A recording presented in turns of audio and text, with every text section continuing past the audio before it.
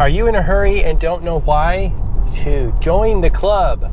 I think this is so common for human beings. We just start rushing and getting in a hurry and thinking we need to do everything like just now, like right now. I was thinking about the old school, well, somewhat old school Alabama song, I'm in a hurry to get things done. I'll put a link below this video. Such a great message there. You know, we get in a hurry to get things done and we forget to have fun. And if that is where you're at right now, I know that I find myself in varying degrees of that all the time, and I have to bring it back, bring my level of awareness back and say, hey, look, chill out, calm down. You know, there's plenty of time. Do the most important thing, do what matters, right? Stay focused. If this is you as well, then you might enjoy listening to the latest episode of Enhancing the Human Experience with my guest, Jessica Maitri. Jessica is a counselor and a rising yoga therapy counselor, and also a tantric breathwork facilitator. So much goodness in that interview. And one of the key ideas and concepts that stands out for me was when she was talking about how when she's working with a patient who has a lot of anxiety or a lot of, fear, is embodying this and almost like is causing a physiological state, right?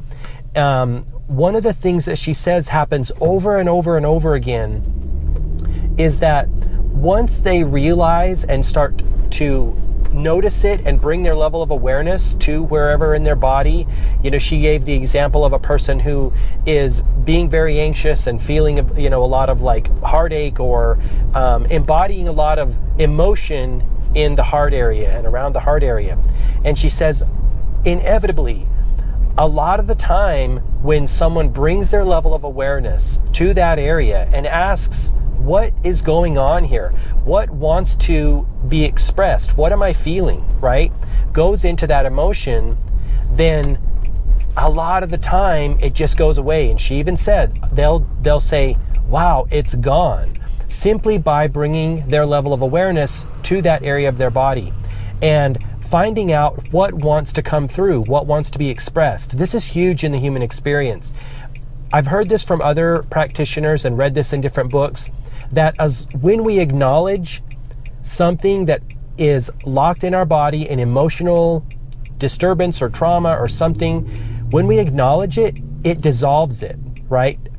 Finding out what it is first, giving it like the attention that it wants, because that's all that's happening, right? For the most part, it's just wanting attention. It's wanting to be expressed.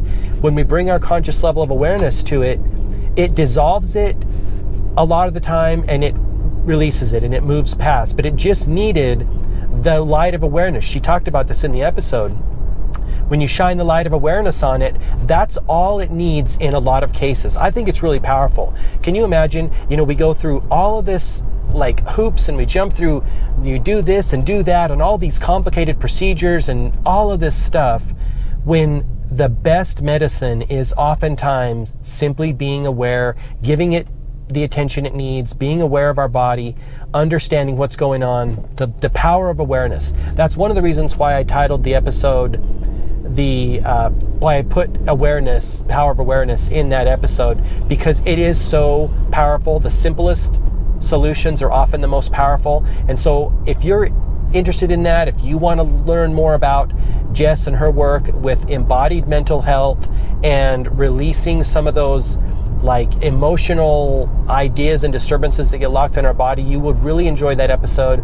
It's episode 114. You can listen on any of your favorite podcast players or at gmarkphillips.com. All right, thanks for joining me in this episode of On the Go. Until next time, all the best, health, wealth, and success. And P.S., don't get in a hurry.